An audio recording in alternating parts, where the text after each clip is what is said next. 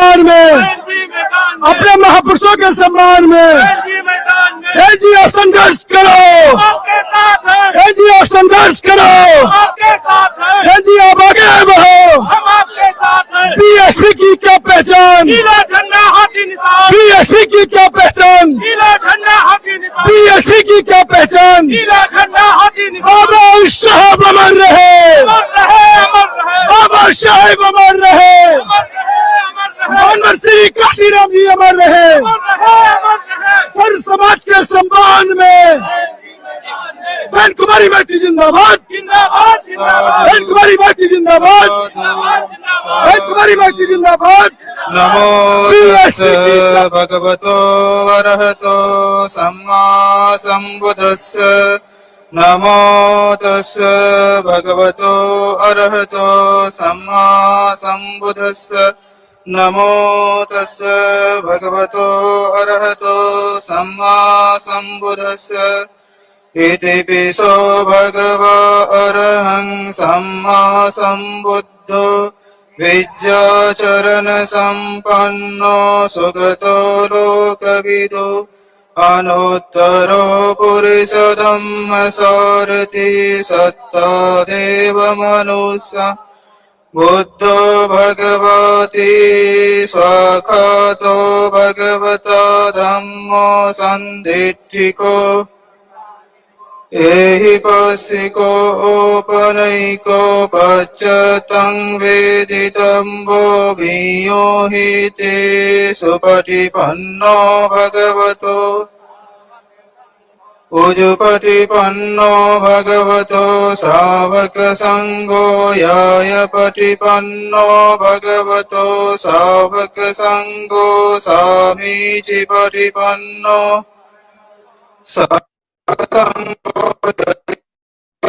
उत्तर प्रदेश के कोने कोने से आए हुए बीएसपी के सभी छोटे बड़े पदाधिकारियों एवं कार्यकर्तागण, जैसा कि आप लोगों को ये विदित है कि आज दिनांक 9 अक्टूबर को बीएसपी के जन्मदाता एवं संस्थापक मान्यवर श्री काशीराम जी की पुण्यतिथि है, जिन्होंने अपनी पूरी जिंदगी अपने संतों, गुरुओं व महापुरुषों में भी विशेषकर परम पूज्य बाबा साहब डॉक्टर भीमराव अंबेडकर के बताए हुए रास्तों पर चलकर देश के करोड़ों दलितों, आदिवासियों, पिछड़े वर्गों, धार्मिक अल्पसंख्यकों तथा अन्य उपेक्षित वर्गों के लोगों को भी अपने पैरों पर खड़ा करने के लिए समर्पित की है। अब वो हमारे बीच में नहीं रहे हैं। ऐसे महान व्यक्तित्व को आज मैं उनकी पुण्यतिथि पर अपनी व उत्तर प्रदेश सहित पूरे देश में पार्टी से जुड़े सभी लोगों की तरफ से भी पूरे तहे दिल से इनको श्रद्धा सुमन अर्पित करती हूँ तथा नमन भी करती हूँ। साथ ही यूपी व देश के अन्य राज्यों में भी इनके अपार अनुयायी जिस भी रूप में आज इनकी पुण्यतिथि का कार्यक्रम आयोजित करके इनको अपने श्रद्धा सुमन अर्पित कर रहे हैं, उनका भी मैं अपनी व पार्टी की ओर से आभार प्रकट करती हूँ। और अब मैं इस मौके पर आप लोगों का ध्यान खासकर यूपी, उत्तराखंड व पंजाब स्टेट में कुछ ही महीनों के अंदर एक साथ होने वाले विधानसभा चुनाव को विशेष ध्यान में रखकर कुछ जरूरी बातों की तरफ दिलाना चाहती हूँ। जिन इन तीनों राज्यों में हमारी पार्टी पूरी तैयारी व दमदारी के साथ ये चुनाव लड़ रही है, जिसे मद्देनजर रखते हुए अब मैं सबसे पहले कमजोर एवं उपेक्षित वर्गों के लोगों को ये कहना जरूरी समझती हूँ कि बाबा साहब डॉक्टर भीमराव अंबेडकर ने भारतीय संविधान के बनने के बाद विशेषकर इन वर्गों के लोगों को ये कहा था कि मैंने काफी संघर्ष एवं अथक प्रयासों से अपने इन वर्गों के लोगों को जिंदगी के हर पहलू में आगे बढ़ने के लिए भारतीय संविधान में कानूनी अधिकार तो जरूर दिला दिए हैं, लेकिन उनका सही व पूरा लाभ लेने के लिए इन्हें केंद्र में ही बल्कि 4 बार सरकार बनाने का मौका मिला है। और इस दौरान वैसे तो हमने यहाँ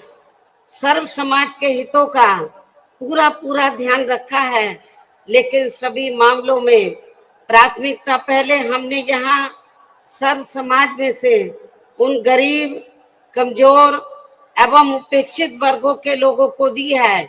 जिनकी यहाँ जातिवादी, संकीर्ण व पूंजीवादी मानसिकता रखने वाली पार्टियों की रही सरकारों में काफी ज्यादा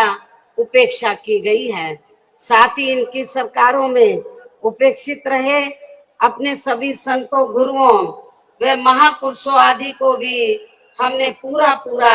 आदर सम्मान दिया है। इसके साथ साथ हमारी पार्टी की रही सरकार ने यहाँ सर्व समाज में से विशेषकर गरीबों, मजदूरों, बेरोजगारों, किसानों, छोटे व्यापारियों, कर्मचारियों, वकीलों एवं अन्य मेहनतकश लोगों के साथ साथ छात्रों, युवाओं, महिलाओं व बुजुर्गों आदि के हितों में भी अनेकों ऐतिहासिक कार्य किए हैं तथा प्रदेश का हर स्तर पर काफी विकास भी किया है, जिनको सत्ता परिवर्तन होने पर अब विरोधी लोग किसी न किसी रूप में अधिकांश उन्हीं को ही भुना रहे हैं। और अब तो केंद्र व अन्य राज्यों की भी सरकारें इनकी काफी नकल कर रही हैं। इसके साथ ही यहाँ बिगड़ी हुई कानून व्यवस्था को भी काफी हद तक सुधारा गया है। इतना ही नहीं, बल्कि जब यूपी में सन 2007 में पहली बार यहाँ बीएसपी की अकेले ही पूर्ण बहुमत की सरकार बनी थी, तो तब फिर हमने यहाँ प्रदेश व यहाँ की आम जनता का काफी युद्ध स्तर पर चौतरफा विकास व उद्धार आदि किया था। यहाँ बेहतरीन कानून व्यवस्था भी दी थी, जिसकी पूरे देश में काफी सराहना भी की गई थी। लेकिन ये सब यहाँ हमारी विरोधी पार्टियों को अच्छा नहीं लगा और इसके बाद तब से यहाँ सभी जातिवादी, संकीर्ण व पूंजीवादी पार्टियां अंदर एकजुट होकर व किस्म किस्म के हथकंडे आदि इस्तेमाल करके बीएसपी को सत्ता में आने से रोकने में लगी हैं, जिसकी खास वजह से ही पिछले 2 विधानसभा आम चुनावों में हमारी पार्टी यहाँ सत्ता में आसीन नहीं हो सकी है। लेकिन इस दौरान चाहे यहाँ सपा सत्ता में रही हो या बीजेपी सत्ता में आसीन है, किंतु यहाँ की जनता इन दोनों सरकारों में काफी ज्यादा दुखी रही है, ये भी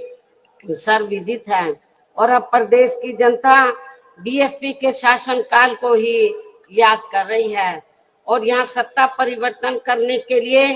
काफी हद तक अपना मन भी बना चुकी है। और ऐसे में अब इस बार यहाँ बीएसपी की सरकार बनना लगभग तय है, जिसके लिए पार्टी के लोगों को अभी से ही यहाँ सभी विरोधी पार्टियों के साम दाम दंड भेद आदि हथकंडों से भी जरूर सावधान रहना है। हालांकि अभी तक इन्होंने जिन जिन हथकंडों को भी इस्तेमाल किया है, तो उनके बारे में मैं पार्टी के लोगों को समय समय पर काफी हद तक सजग भी करती रही हूँ, किंतु फिर भी इस संबंध में सावधानी के तौर पर यहाँ मैं आप लोगों को ये कहना जरूरी समझती हूँ कि यहाँ प्रदेश में कुछ ऐसी भी छोटी छोटी पार्टियां व संगठन आदि हैं जो अकेले या फिर गठबंधन करके भी ये चुनाव लड़ सकते हैं, जिनका मकसद कोई चुनाव जीतना नहीं होता है, बल्कि अपने स्वार्थ में पर्दे के पीछे से खासकर सत्ताधारी पार्टी को फायदा पहुंचाने के लिए ही होता है। और फिर ये लोग उन्हीं के हिसाब से अपने उम्मीदवार भी चुनाव में खड़ा करते हैं। इसलिए ऐसी पार्टियों व संगठनों को अपनी जात बरादरी व रिश्ते नातों आदि के भी चक्कर में पड़कर इन्हें अपना वोट देकर कतई भी खराब नहीं करना है, वरना फिर से यहाँ बीजेपी सत्ता में वापस आ सकती है। इसके साथ ही प्रदेश में एक पार्टी तो ऐसी भी है जो दूसरी पार्टियों के स्वार्थी व टिकटार्थी किस्म के लोगों को अपनी पार्टी में शामिल करा के अपने कुनबे व परिवार आदि को बढ़ाने में लगी रहती है, जिसके शासन काल में यहाँ की जनता खासकर कानून व्यवस्था के मामले में काफी ज्यादा दुखी रही है। ऐसी पार्टी के बहकावे में भी आप लोगों को कतई भी नहीं आना है। इसके साथ ही चुनाव घोषित होने से कुछ समय पहले वह वोट पड़ने तक भी हमारी पार्टी को नुकसान पहुंचाने के लिए या खासकर जातिवादी मीडिया या फिर बीएसपी के विरुद्ध प्रायोजित किया गया मीडिया भी बीएसपी की स्थिति को जानबूझकर काफी कमजोर करके दर्शाता रहेगा, जिससे भी पार्टी के लोगों को बिल्कुल भी गुमराह नहीं होना है। और इस संबंध में हम जल्दी ही मुख्य चुनाव आयोग को भी एक चिट्ठी लिखेंगे कि किसी भी स्टेट में जब विधानसभा आम चुनाव का समय 6 महीने रह जाए तो तब से लेकर वोट पड़ने तक सभी एजेंसी के सर्वे पर रोक लगनी चाहिए, ताकि उसकी आड़ में जो कुछ एजेंसी का धंधा चल रहा है तो वे बंद हो जाए तथा फिर चुनाव भी प्रभावित ना हो सके। जैसे आप लोगों को ये मालूम है कि बंगाल में जब विधानसभा का चुनाव चल रहा था तो वहां पर रिजल्ट आने से पहले तो सर्वे वाले तो ममता बनर्जी को बहुत पीछे दिखा रहे थे, लेकिन जब रिजल्ट आया तो उल्टा आया और जो सत्ता के सपने देख रहे थे तो वो उनका सपना चकनाचूर हो गया और ममता बनर्जी तो भारी बहुमत से वहां सत्ता में उन्हें वापस आ गई। इसलिए आप लोगों को ये जो सर्वे वगैरह है इनके बहकावे में कतई नहीं आना है। इतना ही नहीं बल्कि अब तो चुनाव के नजदीक बीजेपी की केंद्र व यूपी की सरकार यहाँ अपनी पार्टी के पक्ष में हवा बनाने के लिए जिस प्रकार से सरकारी मशीनरी का इस्तेमाल कर रही है ये भी किसी से छिपा नहीं है। हो सकता है कि जब इससे भी इनका काम चलने वाला नहीं है तो तब फिर ये पार्टी आखिर में इस चुनाव को किसी भी मामले में हिंदू मुस्लिम सांप्रदायिक रंग देकर तथा उसकी आड़ में भी राजनीतिक फायदा उठाने का पूरा प्रयास कर सकती है। उसे भी ध्यान में रखकर आपको ये चुनाव लड़ना है। इसके साथ साथ आजकल ये बात भी काफी चर्चा में है कि इस बार चुनाव में बीजेपी अपने बड़े बड़े पूंजीपतियों व धनराज सेठों आदि से काफी धन खर्च कराने वाली है, जिनके हिसाब से ही ज्यादातर नीतियां बना के ये लोग अपनी सरकार चलाते हैं, जिसकी खास वजह से ही अब पूरे देश के किसान केंद्र सरकार के बनाए गए तीनों कृषि कानूनों को लेकर अभी तक भी काफी आक्रोशित व आंदोलित भी हैं और अब तो आंदोलित किसानों का काफी ज्यादा शोषण व उत्पीड़न भी किया जा रहा है। और इस मामले में लखीमपुर खीरी की घटना इसका ताजा उदाहरण भी है। इसके अलावा अब ये पार्टी चुनाव घोषित होने के नजदीक व चुनाव के दौरान भी यहाँ खासकर कोरोना नियमों की आड़ में हमारी पार्टी के लोगों को भी काफी परेशान कर सकती है, जिसे भी ध्यान में रखकर पार्टी के लोगों को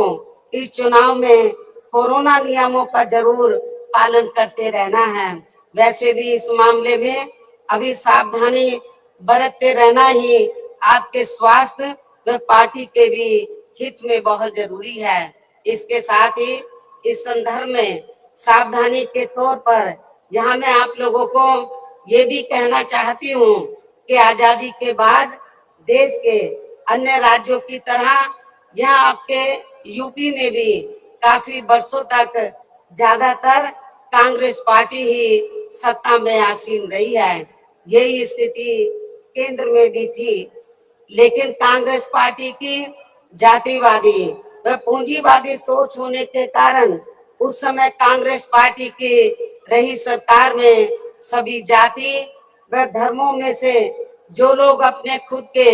इस प्रदेश में रोटी रोजी नहीं मिलने के कारण उसकी तलाश में व मजबूरी में यहाँ से बड़ी संख्या में अपनी रोटी रोजी के लिए पलायन करके दूसरे राज्यों में चले गए थे। तो उनमें से इस बार अधिकांश लोग कोरोना काल में वहां से पलायन करके फिर से अपने खुद के प्रदेश यूपी में वापस आ गए थे और लगभग यही स्थिति कुछ और राज्यों में भी हमें देखने के लिए मिली है। किंतु इनके लिए यूपी में भी आकर अति दुख की बात ये रही कि यूपी की वर्तमान भाजपा सरकार ने ना तो इनकी रोजमर्रा की जरूरतों को पूरा किया तथा ना ही इनको रोटी रोजी के साधन देकर इन्हें यहाँ स्थापित करने का भी कोई प्रयास किया है, जिससे दुखी होकर तब ये लोग यूपी से लॉकडाउन के हटते ही यहाँ से पुनः पलायन करके अपनी रोटी रोजी के लिए फिर से दूसरे राज्यों में वापिस चले गए। इसके साथ ही यहाँ अति दुख की बात ये भी रही कि उस समय यूपी में कोरोना से जिन लोगों की मृत्यु हो गई थी तो उनके दाह संस्कार के लिए भी यहाँ की भाजपा सरकार ने लकड़ी तक का भी कोई उचित प्रबंध नहीं किया था, जिसके कारण फिर बड़ी संख्या में इनके शव यहाँ गंगा यमुना नदी नालों आदि में बहते हुए हमें नजर आए हैं। इससे इनके संस्कारों का भी काफी कुछ पता चलता है। इतना ही नहीं बल्कि उस दौरान इनके प्रति अन्य पार्टियों का भी रवैया लगभग एक जैसा ही हमें देखने के लिए मिला है। और इस मामले में वैसे आप लोगों को ये मालूम है कि खासकर यूपी व बिहार के जो गरीब एवं बेरोजगार लोग अपनी रोटी रोजी के लिए बड़ी संख्या में दिल्ली व महाराष्ट्र के मुंबई में जाकर बस गए थे, तो ये लोग कोरोना काल में वहाँ की सरकारों की रही अनदेखी की वजह से ज्यादातर पलायन करके वापिस अपने मूल प्रदेश यूपी व बिहार में आ गए थे। जबकि महाराष्ट्र में तो वहाँ शिवसेना कांग्रेस व एनसीपी की मिली जुली सरकार चल रही थी, जिन्होंने ऐसे समय में भी इनके वहाँ ठहरने व खाने आदि की कोई भी उचित व्यवस्था नहीं की थी। और अब इन पार्टियों के लोग यहाँ यूपी में होने वाले विधानसभा चुनाव में अपने वोट की खातिर किस्म किस्म की लंबी चौड़ी बातें कर रहे हैं। इसके साथ साथ उस समय ओबीसी की पार्टी ने भी यहाँ यूपी में आकर ऐसे आए हुए लोगों में से अपने खुद के मुस्लिम भाइयों की भी कोई मदद नहीं की थी, जो अब यहाँ आकर खासकर मुसलमानों का वोट लेने के लिए काफी बड़ी बड़ी बात कर रहे हैं। और इस मामले में जहां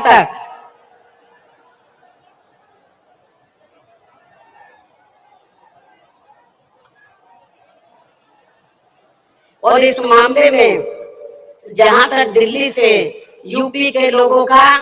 जबरदस्त पलायन करने का सवाल है, जहां पर श्री केजरीवाल के नेतृत्व में आम आदमी पार्टी की सरकार चल रही है, तो अब ये पार्टी भी यहाँ यूपी में आकर अपनी पार्टी को मजबूत बनाने के लिए काफी लंबी चौड़ी बातें कर रही है। जबकि इस आम आदमी पार्टी की सरकार ने भी यूपी से अपनी रोटी रोजी के लिए दिल्ली में जाकर बसे लोगों की यहाँ कोरोना काल में उनकी रोजमर्रा की जरूरतों को पूरा करने की बात तो बहुत दूर की रही, बल्कि इस पार्टी ने उनको यूपी में वापस भेजने तक की भी कोई उचित व्यवस्था नहीं की थी। लेकिन सोचने की बात यह है कि अब यही आम आदमी पार्टी यहाँ यूपी में होने वाले विधानसभा चुनाव में अपनी पार्टी के लिए यहाँ के लोगों से उनका सहयोग व समर्थन आदि मांग रही है, जिसका यूपी के लोगों को अब इसी चुनाव में इनको यहाँ सबक सिखाना बहुत जरूरी है। इतना ही नहीं, बल्कि अब ये आम आदमी पार्टी यहाँ यूपी में आकर दिल्ली की तरह खासकर बिजली, पानी व स्वास्थ्य आदि को लेकर जो किस्म किस्म की रियायतें देने की बात कर रही है, तो उनमें बिल्कुल भी सच्चाई नहीं है, क्योंकि वहां पर ऐसे कुछ भी जमीनी हकीकत में कार्य नहीं हुए हैं, बल्कि इन मामलों में इनकी कार्यों में ही अधिकांश लीपापोती होती रही है। इसके साथ साथ अब ये आम आदमी पार्टी ये भी कह रही है कि दिल्ली की तरह ही यहाँ यूपी के लोगों को भी रोजगार दिए जाएंगे। साथ ही रोजगार नहीं दिए जाने पर उन्हें बेरोजगारी भत्ता भी दिया जाएगा, जिसमें भी रत्ती भर कोई सच्चाई नहीं है। ये बात बिल्कुल झूठ व हवा हवाई है, क्योंकि यदि आम आदमी पार्टी ने दिल्ली में यहाँ बेरोजगार लोगों को रोजगार या बेरोजगारी भत्ता आदि दिया होता, तो फिर दिल्ली में जाकर बसे यूपी व बिहार के लोगों को भी कोरोना काल में दिल्ली छोड़कर यहाँ यूपी व बिहार में वापस नहीं आना पड़ता। इसलिए अब यहाँ बीजेपी, सपा व कांग्रेस पार्टी के साथ साथ आम आदमी पार्टी, ओबीसी की पार्टी, शिवसेना व अन्य और भी पार्टियां जो अपने अपने वोट की खातिर अभी से ही यूपी की जनता को किस्म किस्म के वायदे कर रही हैं, तो वो केवल हवा हवाई है, उसमें रत्ती भर भी दम नहीं है। वैसे भी इस बार चुनाव में सभी विरोधी पार्टियां अपने अपने चुनावी घोषणा पत्रों में कुछ ज्यादा ही प्रलोभन भरे चुनावी वायदे करने वाली हैं, जिनके बहकावे में भी प्रदेश की जनता को कतई भी नहीं आना है, जिन्हें सत्ता में आने के बाद ये पार्टियां अधिकांश अमल में नहीं लाती हैं। जबकि ये बात भी सर्वविदित है कि बीएसपी किसी भी चुनाव में अपना कोई भी चुनावी घोषणा पत्र आदि जारी नहीं करती है, क्योंकि बीएसपी कहने में बहुत कम बल्कि कार्य करके दिखाने में ही ज्यादा विश्वास रखती है। और इस मामले में बीएसपी का यहाँ 4 बार का राज शासनकाल इसका खास सबूत है। इसलिए इन सब बातों को ध्यान में रखकर प्रदेश की जनता को अब चुनाव में विरोधी पार्टियों के किसी भी बहकावे में नहीं आना है, जिनका यहाँ के लोगों के प्रति असली चेहरा खासकर कोरोना काल में हमें काफी कुछ देखने के लिए मिला है, जिसे खास ध्यान में रखकर अब हमारी पार्टी का ये कहना है कि बीएसपी की सरकार बनने पर इस बार सबसे ज्यादा जोर हमारी पार्टी यहाँ के गरीब व बेरोजगार नौजवानों को रोटी रोजी के साधन उपलब्ध कराने पर ही लगाएगी, ताकि अब आगे इनको अपनी रोटी रोजी के लिए यहाँ अपने खुद के प्रदेश यूपी से कभी भी पलायन ना करना पड़े। और इस बार चुनाव में हमारी पार्टी का यही मुख्य चुनावी मुद्दा भी होगा। इसके साथ ही यूपी में हमारी पार्टी की रही चारों सरकारों ने यहाँ सब समाज में से खासकर दलितों, आदिवासियों, पिछड़े वर्गों, मुस्लिम व अन्य धार्मिक अल्पसंख्यकों तथा गरीबों, मजदूरों, बेरोजगारों, किसानों, छोटे व्यापारियों कर्मचारियों, वकीलों व अन्य मेहनत कश लोगों के साथ साथ छात्रों, युवाओं, महिलाओं व बुजुर्गों आदि के हित एवं कल्याण के लिए जो भी योजनाएं व परियोजनाएं आदि चलाई थी, जिन्हें सपा व भाजपा सरकार ने अधिकांश रोक दिया है, तो उन्हें फिर से शुरू किया जाएगा। साथ ही प्रदेश में बिजली, पानी, स्वास्थ्य व अन्य रोजमर्रा की सभी जरूरतों को भी समय से पूरा किया जाएगा। इसके साथ साथ प्रदेश में खासकर शिक्षा के क्षेत्र में तथा अन्य और विभागों के भी कर्मचारी जो आए दिन अपनी मांगों को लेकर धरना प्रदर्शन व हड़ताल आदि करते रहते हैं, तो उन सभी मामलों को निपटाने के लिए एक आयोग का गठन किया जाएगा और उनकी वाजिब मांगों को स्वीकार भी कर लिया जाएगा। साथ ही प्रदेश के जो भी क्षेत्र अति पिछड़े हैं, तो उन्हें प्राथमिकता के आधार पर विकसित किया जाएगा। इसके साथ साथ डॉक्टर अंबेडकर ग्राम विकास योजना एवं मान्यवर श्री काशीराम जी शहरी समग्र विकास योजना को भी पुनः चालू करा के यहाँ गांवों व शहरों को फिर से विकसित किया जाएगा, जिनकी हालत अब यहाँ काफी ज्यादा खराब हो चुकी है। प्रदेश में अयोध्या, वाराणसी, मथुरा व अन्य सभी धार्मिक स्थलों पर लोगों की सुविधा के लिए बीएसपी की सरकार के पद चिन्हों पर चलकर वर्तमान भाजपा सरकार ने अभी तक जो भी कार्य शुरू किए हैं, तो वे अभी पूरे नहीं हुए हैं, तो उन्हें बदले की भावना से रोका नहीं जाएगा, बल्कि पूरा कराया जाएगा। इसके अलावा प्रदेश में सरकार बनने पर पहले नए हॉस्पिटल, मेडिकल कॉलेज एवं शिक्षण संस्थान आदि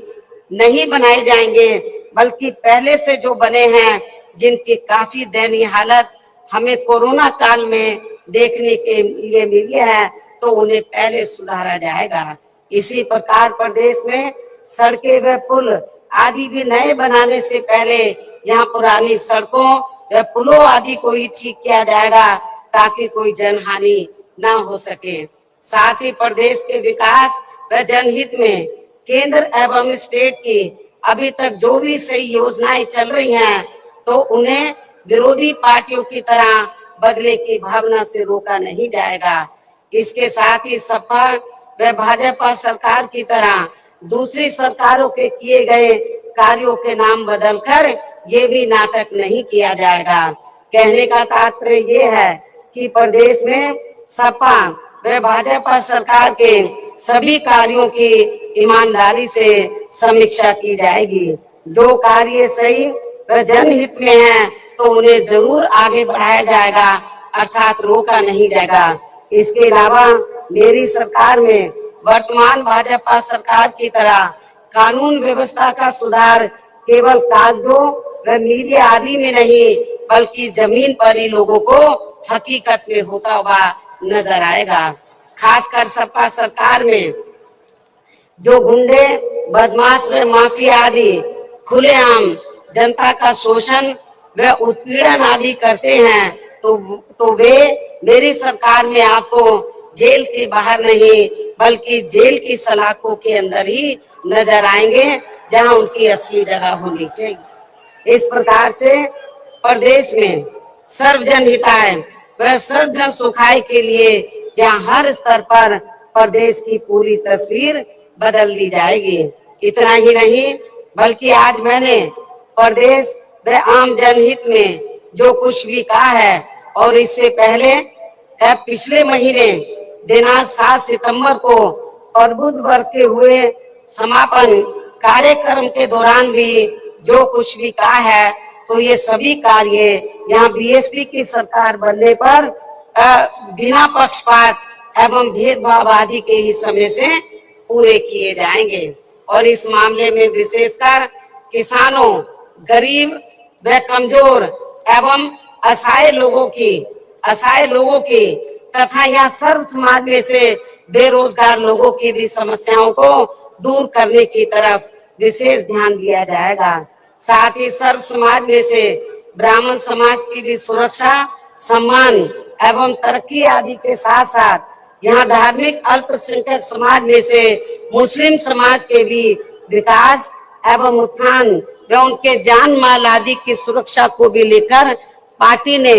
अभी तक जो कुछ भी कहा है तो उन पर हमारी सरकार द्वारा पूरी ईमानदारी व निष्ठा से जमीनी हकीकत में कार्य किया जाएगा तथा यहाँ की जनता को किसी भी मामले में निराश नहीं होने दिया जाएगा। वैसे भी बीएसपी किसी भी मामले में, मैं फिर इस बात को दोहराती हूँ कि वैसे भी बीएसपी किसी भी मामले में जो कहती है तो उस पर सही से अमल भी करके दिखाती है, यही बीएसपी की खास पहचान भी है।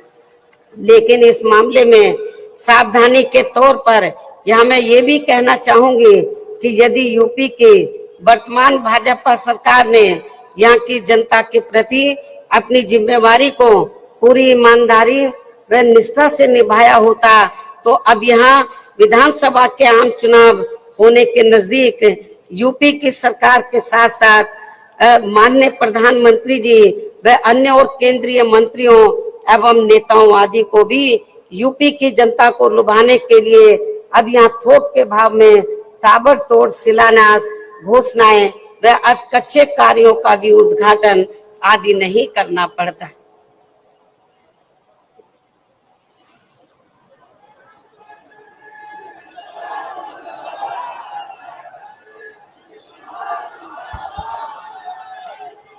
आवाज को ज्यादा मत खोलो। इसके साथ ही नाराज चल रहे किसानों को वे अपनी उपेक्षा को लेकर कुछ नाराज चल रही जातियों को भी साधने के लिए अब यहाँ इनको चुनाव के नजदीक खासकर जाट व गुर्जर आदि समाज के राजाओं की प्रतिमाएं लगाने व यूनिवर्सिटी आदि के भी नाम बेमन होकर नहीं रखने पड़ते, जबकि वास्तव में ये सभी कार्य बहुत पहले ही पूरे हो जाने चाहिए थे, जिनका अब सरकार के लोगों को यहाँ शिलान्यास नहीं बल्कि लोकार्पण व उद्घाटन आदि ही करना पड़ता। इसी प्रकार अब चुनाव होने के नजदीक इनको उन जाति के विधायकों को भी काफी दुखी मन से मंत्री आदि बनाना पड़ा है, जो जातियां इनकी कार्यशैली से काफी नाराज चल रही थी, जिससे भी इनको अब कोई खास लाभ मिलने वाला नहीं है। ऐसे में अब प्रदेश की जनता यूपी व केंद्र सरकार के भी आसानी से बहकावे में आने वाली नहीं है। और अब मेरा यही कहना है कि यदि आप लोग मेरी इन सब बातों को ध्यान में रखकर तथा हर प्रकार की सावधानी बरतते हुए ये चुनाव लड़ते हैं तो फिर इस बार यहाँ बीएसपी की सरकार को बनने से कोई भी ताकत रोक नहीं पाएगी, अर्थात फिर यहाँ बीएसपी की सरकार जरूर बनेगी। और ऐसा हो जाने पर फिर यही आज पार्टी के लोगों की मान्यवर श्री कांशीराम जी के प्रति सच्ची श्रद्धा भी होगी। इस उम्मीद के साथ ही मैं आप लोगों को पार्टी के आगे के प्रोग्राम के बारे में ये भी बताना चाहती हूँ कि इसी महीने दिनांक 21 अक्टूबर सन 2021 से प्रदेश की प्रत्येक विधानसभा में उसके सभी सेक्टरों व पोलिंग बूथों आदि की बनी कमेटियों के सभी पदाधिकारियों को यहाँ विधानसभा चुनाव को खास ध्यान में रखकर उन्हें कैडर के जरिए हर स्तर पर तैयार व सजग करने का कार्य युद्ध स्तर पर पूरे प्रदेश में शुरू किया जाएगा। और ये कार्य पूरा होने पर फिर जरूरत अनुसार ही आगे का कार्यक्रम बनाया जाएगा। इसके साथ ही प्रत्येक विधानसभा वार कैडर का ये कार्य पार्टी के केवल पूरे मंडल को देख रहे मुख्य सेक्टर प्रभारियों व पार्टी के स्टेट एवं केंद्रीय वरिष्ठ पदाधिकारियों द्वारा ही लिया जाएगा। इतना ही नहीं बल्कि आपकी मदद के लिए पिछले महीने 7 सितंबर को व आज 9 अक्टूबर को भी मैंने खासकर यहाँ यूपी में होने वाले विधानसभा चुनाव को ध्यान में रखकर जो भी जरूरी बातें आप लोगों के सामने रखी हैं तो उन्हें बुकलेट के जरिए भी हर विधानसभा में वहाँ के लोगों तक जरूर पहुंचाया जाएगा। और इस मामले में मैं ये भी कहना चाहूंगी, यदि मुझे ये लगा कि आप लोग मेरे आज दिए गए इस आदेश व निर्देश का सही से पालन नहीं कर पा रहे हैं, तो फिर मैं जरूरत महसूस होने पर पार्टी हित में प्रदेश की किसी भी विधानसभा में जाकर खुद उसका निरीक्षण भी कर सकती हूँ। इसलिए आपको ये कार्य पूरी ईमानदारी से ही करना है, ताकि मुझे आपका इम्तिहान ना लेना पड़े। इसके साथ साथ यहाँ मैं ये भी कहना चाहती हूँ कि इसी पैटर्न पर चलकर उत्तराखंड व पंजाब स्टेट में भी पार्टी के लोग ये कार्य 21 अक्टूबर से ही शुरू करेंगे। इस प्रकार से आप लोग अपनी पूरी तैयारी के साथ इन तीनों राज्यों में यहाँ की सरकारों को सत्ता से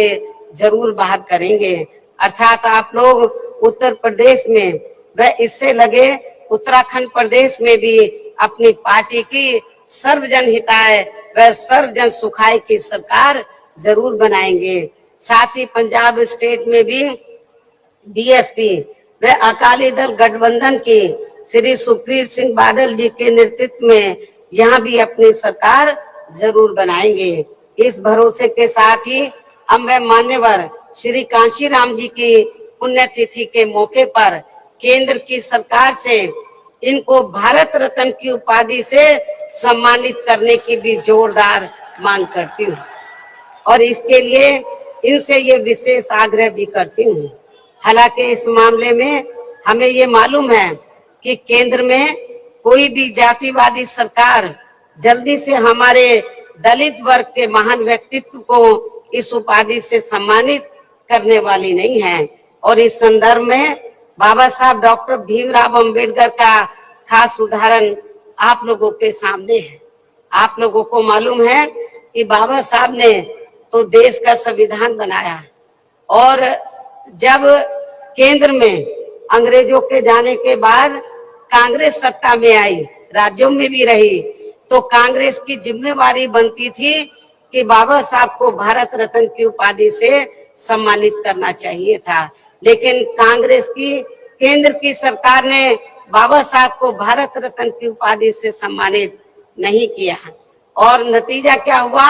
हमारे लोग इसके लिए काफी संघर्ष करते रहे, लेकिन सफलता नहीं मिली, क्योंकि कांग्रेस पार्टी नहीं चाहती थी कि दलितों को और खासकर बाबा साहब को ये सम्मान मिले।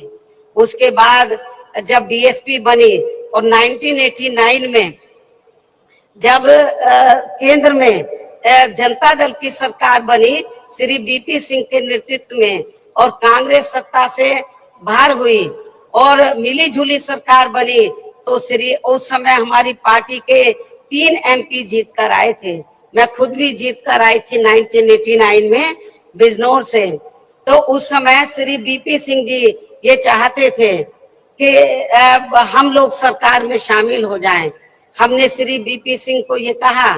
कि हमें कोई मंत्री का पद नहीं चाहिए, हम केवल 2 ही आपसे मांग कर रहे हैं, एक तो बाबा साहब को भारत रत्न की उपाधि से सम्मानित किया जाए, और दूसरा मंडल कमीशन की रिपोर्ट लागू की जाए। तो श्री बीपी सिंह जी ने हमारी बात को मान लिया, और श्री बीपी सिंह जी की सरकार में ही बाबा साहब को भारत रत्न की उपाधि से सम्मानित किया गया, और पिछड़े वर्ग की मंडल कमीशन की रिपोर्ट लागू हुई। लेकिन ये बीजेपी को उस समय अच्छा नहीं लगा, जो आज जनगणना का भी विरोध कर रहे हैं ओबीसी का, और उन्होंने श्री बीपी सिंह की सरकार ज्यादा दिन नहीं चलने दी और उनकी सरकार गिर गई। इसलिए अब चाहे ये पार्टी अर्थात कांग्रेस पार्टी, इसलिए कांग्रेस ने यदि ऐसा किया होता तो आज कांग्रेस की हालत ऐसी नहीं होती। इसलिए अब चाहे ये पार्टी अर्थात कांग्रेस पार्टी दलित को किसी भी स्टेट का मुख्यमंत्री व देश का प्रधानमंत्री तथा पार्टी का हेड भी क्यों ना बना दे, तो भी दलित वर्ग के लोग बाबा साहब का ये अपमान भूलने वाले नहीं हैं। इसके साथ ही पिछड़े वर्ग के व्यक्ति को भी ये सभी महत्वपूर्ण पदों पर भी क्यों ना रख लें, तो भी इस वर्ग के लोग कांग्रेस को जल्दी से माफ करने वाले नहीं हैं, जिसने केंद्र में अपनी सरकार के रहते हुए इनकी मंडल कमीशन की रिपोर्ट को लागू नहीं किया था। इसी प्रकार अब कांग्रेस पार्टी किसानों के मुद्दे की आड़ में खासकर सिख समाज को लुभाने के लिए कितनी भी नाटकबाजी क्यों ना कर ले, तो भी देश में सिख समाज के लोग कांग्रेस के राज में हुए सिख दंगों को आसानी से भुलाने वाले नहीं हैं। संक्षेप में अब मेरा यही कहना है कि केंद्र में जब तक जातिवादी सरकारें चलती रहेंगी, जातिवादी मानसिकता वाली सरकारें चलती रहेंगी, तो तब तक यहाँ दलित वर्ग के महान व्यक्तित्व को आसानी से भारत रत्न की उपाधि से सम्मानित नहीं किया जाने वाला है। लेकिन फिर भी हमारी पार्टी का मान्यवर श्री कांशीराम जी को ये सम्मान दिलाने का प्रयास हमेशा जारी रहेगा। वैसे भी किसी भी मामले में कांग्रेस में अन्य जातिवादी पार्टियों को भी यहाँ दलित, आदिवासी व पिछड़े वर्ग के लोग केवल इन्हें अपनी मुसीबत व मजबूरी आदि में ही याद आते हैं। ये सब हमें पिछले महीने पंजाब स्टेट में भी काफी कुछ देखने के लिए मिला है। इसे भी हमारे लोगों को जरूर ध्यान में रखकर चलना चाहिए। इन्हीं जरूरी बातों के साथ ही अब मैं मान्यवर श्री कांशीराम जी की प्रतिमा पर अपने श्रद्धा सुमन अर्पित करती हूँ तथा मेरे बाद यहाँ भारी संख्या में आप ये देखो चारों तरफ भीड़ ही भीड़ है और जितने लोग अंदर हैं इससे काफी ज्यादा लोग बाहर भी हैं। तो आप लोग अपने खुद के साधनों से चलकर, तो कल से आप लोग इधर आए हुए हैं। आपको जब मालूम पड़ा कि मान्यवर श्री कांशीराम जी की पुण्यतिथि के मौके पर मैं खुद यहाँ पर स्मारक स्थल पर पहुँचने वाली हूँ, तो मेरे मना करने के बावजूद भी आप लोग नहीं रुके और बड़े पैमाने पर आप लोग यहाँ पर लाखों की संख्या में इधर पहुँचे हैं। इसके लिए तो मैं आप लोगों की बहुत बहुत आभारी हूँ और मुझे पूरा भरोसा है, खास तौर से जो विरोधी लोग ये कहते हैं कि बीएसपी कहीं पिक्चर में नजर नहीं आ रही है। मेरे ख्याल अभी तक पिछले कई महीनों में जितने प्रोग्राम कांग्रेस ने, सपा ने, बीजेपी ने किए हैं, जितनी भीड़ उनके प्रोग्राम में अभी तक आई है उससे कई गुना भीड़ आज बीएसपी के अकेले एक प्रोग्राम में आप लोगों को देखने के लिए मिल रही है, मीडिया को देखने के लिए मिल रही है। तो अब मैं आप लोगों का और ज्यादा समय न लेते हुए अब मैं मान्यवर श्री कांशीराम जी की प्रतिमा पर अपने श्रद्धा सुमन अर्पित करती हूँ तथा मेरे बाद यह भारी संख्या में आए पार्टी के लोग भी खासकर कोरोना नियमों का पालन करते हुए पूर्व की तरह ही पूरे अनुशासित तरीके से इनको अपने श्रद्धा सुमन अर्पित करके तब फिर अपने अपने जिलों में सावधानी पूर्वक वापिस चले जाएंगे और फिर ये लोग पार्टी के आज घोषित किए गए कार्य में पूरे जी जान से जुट जाएंगे। इस उम्मीद के साथ ही अब मैं आप लोगों से यही रजा लेती हूँ। जय भीम, जय भारत। बहुजन समाज पार्टी जिंदाबाद, बहुजन समाज पार्टी जिंदाबाद, बाबा साहब भीमराव अम्बेडकर अमर रहे, मानवर काशीराम साहब अमर रहे, मानवर काशीराम साहब अमर रहे। तुम्हारी पार्टी जिंदाबाद, तुम्हारी पार्टी जिंदाबाद।